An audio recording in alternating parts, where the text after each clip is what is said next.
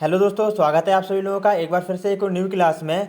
आप सभी लोगों को तो पता ही है कि हम मनोविज्ञान के 3000 प्रश्नों की सीरीज़ को कर रहे हैं और आज की हमारी क्लास नंबर 14 है। जिन भी बच्चों ने पिछली 13 क्लासेस को नहीं देखा है, डिस्क्रिप्शन में आप सभी लोगों को लिंक मिल जाएगा, तो वहाँ से जाकर आप देख सकते हैं।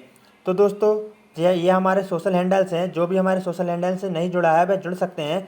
इंस्टाग्राम का लिंक आपको डिस्क्रिप्शन में मिल जाएगा, तो वहाँ से जाकर आप हमारे इंस्टाग्राम से जुड़ सकते हैं। और साथ में दोस्तों, आज जो क्लास यहाँ पर लगाई जा रही है और जितनी पिछली क्लासेस हो चुकी हैं उनके जो फ्री पीडीएफ हैं दोस्तों, वह हमारे टेलीग्राम चैनल पर अवेलेबल हैं। तो जो भी बच्चे हमारे टेलीग्राम चैनल से नहीं जुड़े हैं, डिस्क्रिप्शन में टेलीग्राम चैनल का लिंक भी मिल जाएगा, तो आप हमारे टेलीग्राम चैनल से जुड़ सकते हैं। टेलीग्राम चैनल का नाम है guys AKS career exam study. तो चलिए दोस्तों, स्टार्ट कर लेते हैं और हमारे पहले प्रश्न की ओर चलते हैं।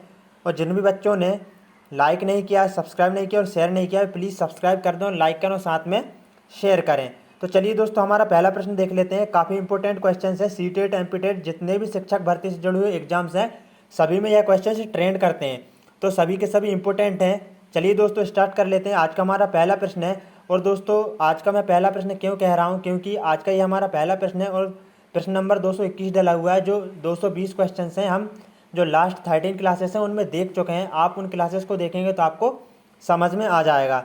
तो आज का हमारा पहला प्रश्न है, सृजनात्मकता मौलिक परिणामों को अभिव्यक्त करने की मानसिक प्रक्रिया है, यह कथन किसका है? बताइएगा। आपके ऑप्शन है कोल एवं ब्रुश का, ड्रेभल का, डीहन का या फिर क्रो एंड क्रो का। दोस्तों, एक बार फिर से क्वेश्चन को दोहराऊंगा। सृजनात्मकता मौलिक परिणामों को अभिव्यक्त करने की मानसिक प्रक्रिया है, यह कथन किसका है? तो इसका सही उत्तर हो जाएगा क्रो एंड क्रो। तो दोस्तों, जो सृजनात्मकता है वह मौलिक परिणामों को अभिव्यक्त करने की मानसिक प्रक्रिया है, यह किसने कहा है? तो यह क्रो एंड क्रो ने कहा है। आगे देख लेंगे। विकास का अर्थ है। तो दोस्तों, विकास का क्या अर्थ है? विकास एक निरंतर चलने वाली प्रक्रिया है। जो वृद्धि रहती है वह निरंतर नहीं चलती है, लेकिन विकास दोस्तों जन्म पूर्व से लेकर जब तक मृत्यु नहीं होती तब तक विकास की प्रक्रिया चलती रहती है। तो विकास का अर्थ क्या है? आपके ऑप्शन है परिवर्तन की उत्तरोत्तर श्रृंखला। क्या विकास परिवर्तन की उत्तरोत्तर श्रृंखला है? ऑप्शन बी है अभिप्रेरणा के फलस्वरूप होने वाले परिवर्तनों की उत्तरोत्तर श्रृंखला। सी है अभिप्रेरणा एवं अनुभव के फलस्वरूप होने वाले परिवर्तनों की उत्तरोत्तर श्रृंखला। या फिर डी है परिपक्वता एवं अनुभव के फलस्वरूप होने वाले परिवर्तनों की श्रृंखला। तो दोस्तों, जो विकास है उसका अर्थ होता है अभिप्रेरणा एवं अनुभव के फलस्वरूप होने वाले परिवर्तनों की उत्तरोत्तर श्रृंखला। बिल्कुल दोस्तों, जब एक बच्चे को अभिप्रेरणा दी जाती है और उसको अनुभव प्राप्त होते हैं तो उसके फलस्वरूप जो परिवर्तन होते हैं वही विकास है। आगे देख लेंगे। नेक्स्ट क्वेश्चन देख लेंगे। मनोविज्ञान की वह दर्शन विधि के जनक कौन हैं? तो दोस्तों, आपके ऑप्शन है टाइडमैन, बी वुडवर्थ, सी JB वॉटसन या फिर डी फ्रायड। बताइएगा। मनोविज्ञान की बहिर्दर्शन विधि के जनक कौन हैं? तो इसका सही उत्तर हो जाएगा JB वॉटसन। क्या हो जाएगा? JB Watson. मनोविज्ञान की बहिर्दर्शन विधि के जनक JB वॉटसन है। और यहाँ से कुछ क्वेश्चंस और बनते हैं, उनको और देख लेते हैं। दोस्तों, जो JB वॉटसन है वह व्यवहारवाद के जनक हैं। और वहीं पर फ्राइड की बात कर लेते हैं, तो इन्होंने मनोविश्लेषणवाद का सिद्धांत दिया है और इन्होंने मन के 3 भाग बताए। कौन कौन से? चेतन मन, अर्धचेतन मन और अचेतन मन, जिसकी तुलना उन्होंने एक बर्फ के टुकड़े से की है। और इन्होंने व्यक्तित्व के भी 3 भेद बताए। कौन कौन से? इद, ईगो और सुपर ईगो। आगे देख लेंगे। यहाँ पर बुटवर्थ की भी थोड़ी सी बात कर लेते हैं। तो बुटवर्थ जी जो हैं उन्होंने वंशानुक्रम और वातावरण को गुणनफल कहा है, ना कि योगफल, याद रखना। आगे देखेंगे। नेक्स्ट क्वेश्चन को देखेंगे। काफ़ी इंपॉर्टेंट है। शिक्षा मनोविज्ञान ने स्पष्ट व निश्चित स्वरूप कब धारण किया था? बताइएगा। शिक्षा मनोविज्ञान ने स्पष्ट व निश्चित स्वरूप कब धारण किया था? आपके ऑप्शन है सन 1900 में, सन 1920 में, सन 1930 में या फिर सन 1940 में। बताइएगा दोस्तों। तो इसका सही उत्तर हो जाएगा 1920 में। जो शिक्षा मनोविज्ञान है उसने स्पष्ट व निश्चित स्वरूप कब धारण किया था? यहाँ पर शिक्षा मनोविज्ञान के स्पष्ट व निश्चित स्वरूप की बात हो रही है। यह बात नहीं हो रही है कि शिक्षा मनोविज्ञान की शुरुआत कब हुई। यदि शिक्षा मनोविज्ञान का प्रारंभ की बात हो तो वह 1900 में हुई थी, लेकिन शिक्षा मनोविज्ञान की स्पष्ट व निश्चित जो स्वरूप है उसने कब धारण किया था? तो वह 1920 में धारण किया था। आगे देख लेंगे। नेक्स्ट क्वेश्चन को देखेंगे। कोल्सनिक शिक्षा मनोविज्ञान का आरंभ किससे मानते हैं? जो कोल्सनिक एक मनोवैज्ञानिक थे, वह शिक्षा मनोविज्ञान का आरंभ किस मनोवैज्ञानिक से मानते हैं? आपके ऑप्शन हो जाएंगे ए अरस्तु, बी सुकरात, सी प्लेटो या फिर डी लॉक से। बताइएगा। इसका सही उत्तर हो जाएगा अरस्तु। जो कोल्सनिक जी हैं वह शिक्षा मनोविज्ञान का आरंभ अरस्तु जी से मानते हैं। और दोस्तों, अरस्तु जी जो हैं वह जो मनोविज्ञान है उसको आत्मा का विज्ञान मानते हैं। अरस्तु के साथ साथ प्लेटो भी थे और सुकरात भी थे। अरस्तु जी की एक पुस्तक है डी एनिमा, काफ़ी इंपॉर्टेंट है, याद रखना। और जो प्लेटो जी हैं इनकी भी एक बुक है जिसका नाम है द रिपब्लिक। अरस्तु जी की कौन सी है दोस्तों? De Anima. और जो प्लेटो जी हैं उनकी है द रिपब्लिक, काफ़ी इंपॉर्टेंट है, इसको याद रखना। और सुकरात जी ने प्रश्नोत्तर विधि का प्रतिपादन किया है, या उसको सुकराती विधि भी कहा जाता है। नेक्स्ट क्वेश्चन देख लेंगे, सीखना किससे प्रभावित होता है? जो सीखना है, जिसको अधिगम भी कहा जाता है, वह किससे प्रभावित होता है? ए आत्मा से, बी मन से, सी बुद्धि से, या फिर डी प्रेरणा से?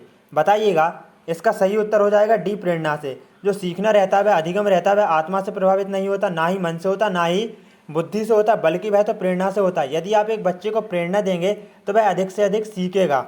नेक्स्ट देखेंगे, नेक्स्ट क्वेश्चन, खेल को ऐच्छिक तथा आत्म प्रेरित क्रिया किस मनोवैज्ञानिक ने बताया है? काफ़ी इंपॉर्टेंट है। जो खेल है उसको ऐच्छिक तथा आत्म प्रेरित क्रिया किस मनोवैज्ञानिक ने बताया है? आपके ऑप्शन हो जाएंगे, ए फ्रायड ने, बी स्टर्न ने, सी जेम्स ड्रेबर ने, या फिर डी अरस्तु ने? बताइएगा इसका आंसर। तो इसका सही उत्तर हो जाएगा स्टर्न ने। खेल को ऐच्छिक तथा आत्म प्रेरित क्रिया किसने बताया है? तो यह स्टर्न ने बताया है। तो फ्रायड की हम बात कर चुके हैं, इन्होंने मनोविश्लेषणवाद का सिद्धांत दिया था और इन्होंने मन के 3 भाग बताए थे, चेतन, अर्धचेतन और अचेतन मन, और व्यक्तित्व के भी 3 भेद बताए थे, इड, ईगो और सुपर ईगो। नेक्स्ट क्वेश्चन देखेंगे, निम्नलिखित में से समाजमिति विधि के प्रणेता हैं। समाजमिति विधि के प्रणेता कौन है? ए हर्बर्ट, बी जीन पियाजे, जिन्होंने संज्ञानात्मक विकास का सिद्धांत दिया था और विकास की 4 अवस्थाएं बताई थी। कौन कौन सी थी? संवेदी गामक अवस्था, जिसको इंद्रियजनित गामक अवस्था भी कहा जाता है, और पूर्व संक्रियात्मक अवस्था, मूर्त संक्रियात्मक अवस्था, और अमूर्त या औपचारिक संक्रियात्मक अवस्था। या फिर सी है जे.एल. मोरेनो, या फिर डी है थॉर्नडाइक, जिन्होंने बिल्ली पर प्रयोग करके अधिगम का सिद्धांत दिया था। तो बताइएगा, निम्नलिखित में से समाजमिति विधि के प्रणेता कौन है? तो इसका सही उत्तर हो जाएगा सी, जे.एल. मोरेनो समाजमिति विधि के प्रणेता हैं।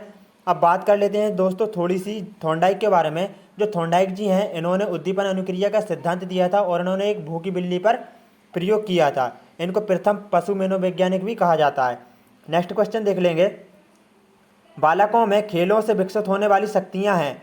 बालकों में खेलों से कौन कौन सी शक्तियां विकसित होती हैं? आपके ऑप्शन है, ए शारीरिक, बी मानसिक, सी सामाजिक, या फिर डी उपरोक्त सभी।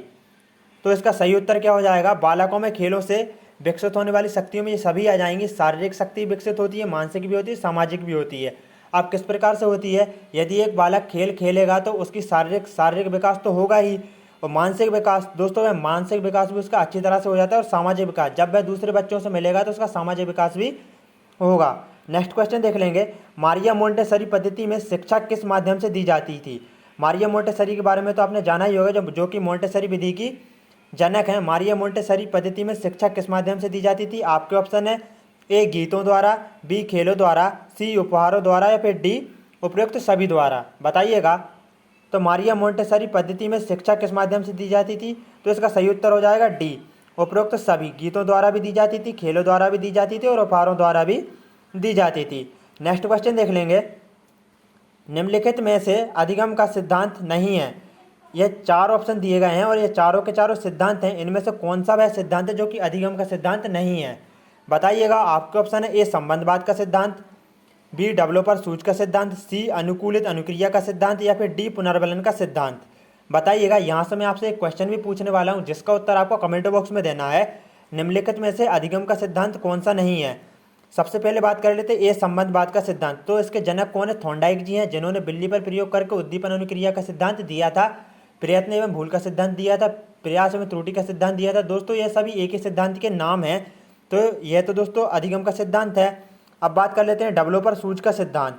तो दोस्तों डेवलपर या सूच का सिद्धांत यह संज्ञानात्मक सिद्धांत है, संज्ञानवादी मनोवैज्ञानिकों ने दिया है, जो कि कोहलर, कोपका और बर्धीमर इसके जनक माने जाते हैं। और जो कोहलर जी हैं, इन्होंने एक चिंपैंजी जिसका नाम सुल्तान था उस पर 2 या 3 बार प्रयोग किया था और यह सिद्धांत प्रतिपादित किया था। तो यह सिद्धांत अधिगम का सिद्धांत नहीं है। तो इसका उत्तर यही हो जाएगा, अनुकूलित अनुक्रिया का सिद्धांत। तो यह किसने दिया था? इसका आंसर आपको कमेंट बॉक्स में देना। और पुनर्बलन का सिद्धांत भी किसने दिया था? इन 2 सिद्धांतों के जनक कौन है? इसका आंसर आपको कमेंट बॉक्स में देना। बढ़ते हैं अगले क्वेश्चन की ओर। अगला क्वेश्चन है, वह प्रथम अमेरिकी मनोवैज्ञानिक जिसने पशुओं पर सर्वप्रथम प्रयोग किया। मैं जो लास्ट क्वेश्चन है उससे पहले का जो लास्ट क्वेश्चन है उसमें मैं आपको बता चुका हूँ इसका आंसर। तो बताइएगा, वह प्रथम अमेरिकी मनोवैज्ञानिक कौन है जिसने पशुओं पर सर्वप्रथम प्रयोग किया था?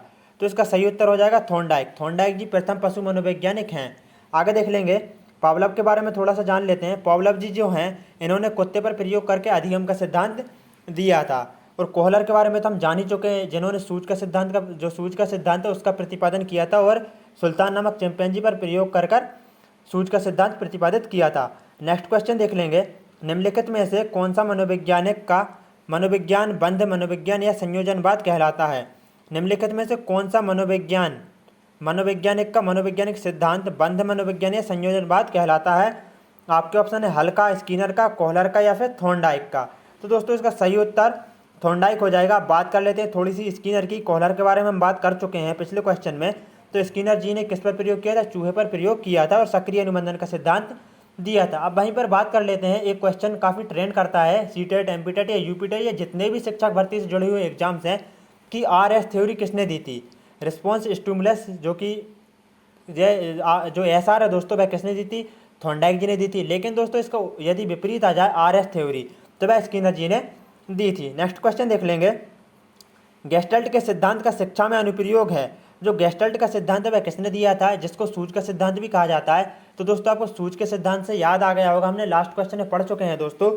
जो गेस्टल्ट का सिद्धांत है या सूज का सिद्धांत है वह कोहलर, कोपका और बर्दिमर ये 3 मनोवैज्ञानिक जो थे इन्होंने प्रतिपादित किया था, जिसमें जो कोहलर है उनका नाम सर्वाधिक प्रचलित है। इन्होंने सुल्तान नामक चिंपैंजी पर प्रयोग करके यह सिद्धांत दिया था। तो गेस्टल्ट के सिद्धांत का शिक्षा में अनुप्रयोग है। किस प्रकार का अनुप्रयोग है, आपके ऑप्शन है स्थिति का स्पष्ट संगठन, बी है अधिगम स्तर के अनुकूलन है दोस्तों, टाइपिंग में मिस्टेक हो गई आप समझ लेना, अधिगम स्तर के अनुकूल परिस्थितियों का निर्माण, स्वक्रिया द्वारा खोज हेतु प्रोत्साहन या फिर डी उपरोक्त सभी। तो इसका सही उत्तर हो जाएगा उपरोक्त सभी।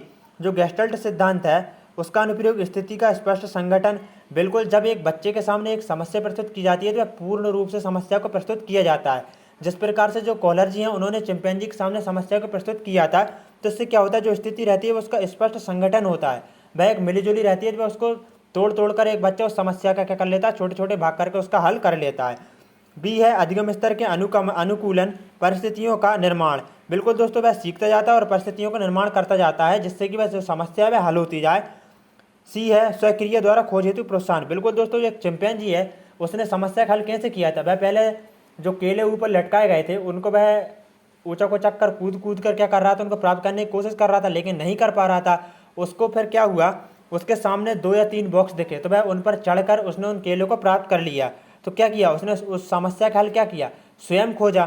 तो इस प्रकार दोस्तों जो गेस्टल्टवाद का सिद्धांत है इन तीनों के तीनों स्थितियों में प्रयोग किया जाता है। नेक्स्ट देखेंगे, सक्रिय अनुबंधन का निम्नलिखित में से शिक्षा में कौन सा अनुप्रयोग नहीं है। दोस्तों क्वेश्चन को अच्छे से पढ़ लेना, अनुप्रयोग नहीं है बात हो रही है। व्यवहार को अपेक्षित रूप देना, मनस्तापी बालकों के प्रशिक्षण में व्यवहार को अपेक्षित रूप देना या फिर उपरोक्त में से कोई नहीं।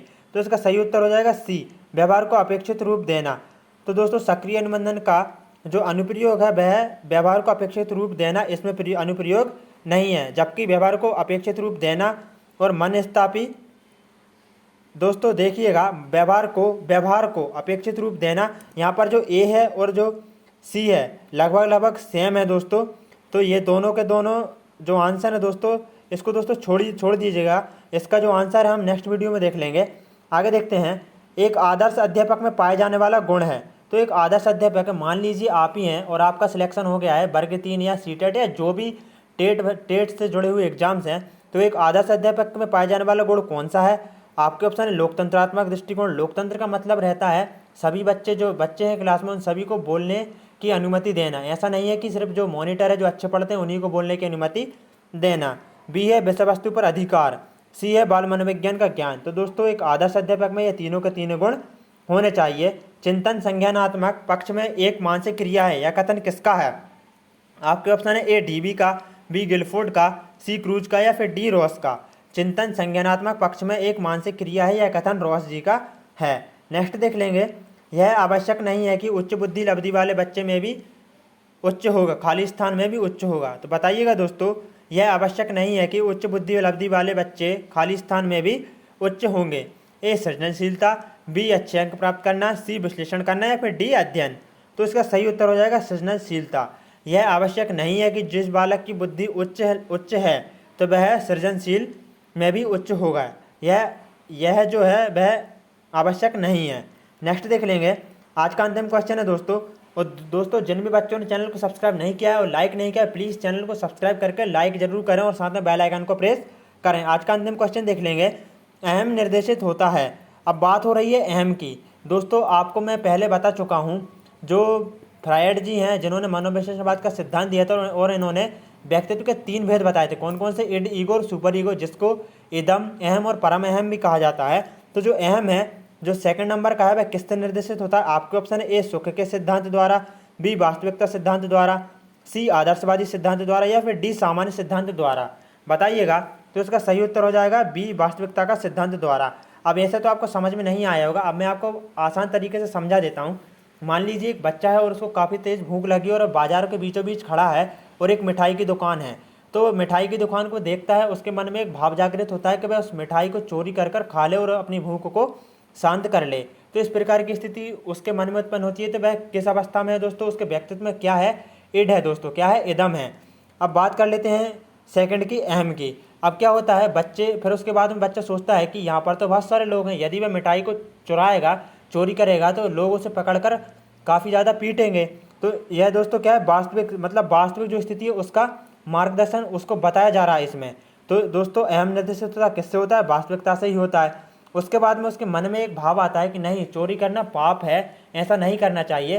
तो यह बात आ जाती है किस चीज़ की दोस्तों? परम अहम की, जिसको सुपर ईगो भी कहा जाता है। यहाँ पर आदर्शवादी सिद्धांत का पालन किया जाता है। तो आई होप दोस्तों आप समझ गए होंगे।